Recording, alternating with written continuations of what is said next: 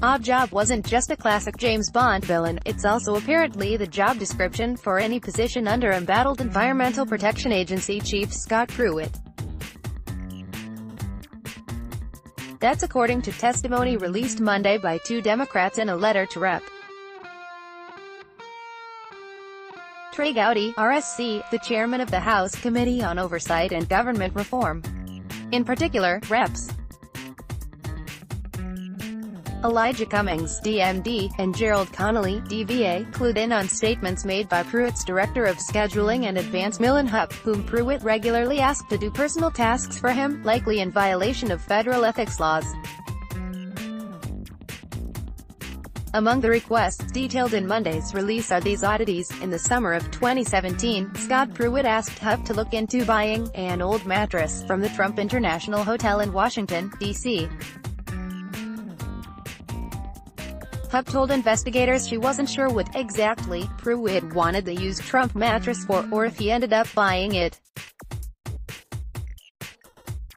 The best of her knowledge, it wasn't for EPA business. Pruitt asked Hupp to book personal travel for him, at one point contacting Hupp while she was on vacation over Christmas and instructing her to book flights so he could see the Rose Bowl.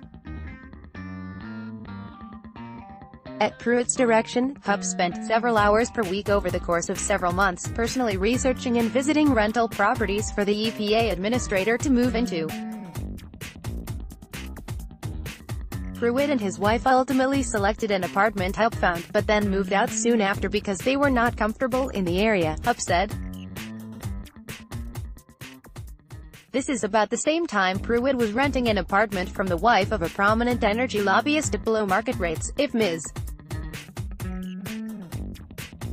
Hupp's statements to the committee are accurate. Administrator Pruitt crossed a very clear line and must be held accountable. Reps. Connolly and Cummings wrote, federal ethics law prohibits Administrator Pruitt from using his official position for personal gain and from requesting and accepting services from a subordinate employee that are not part of that employee's official duties.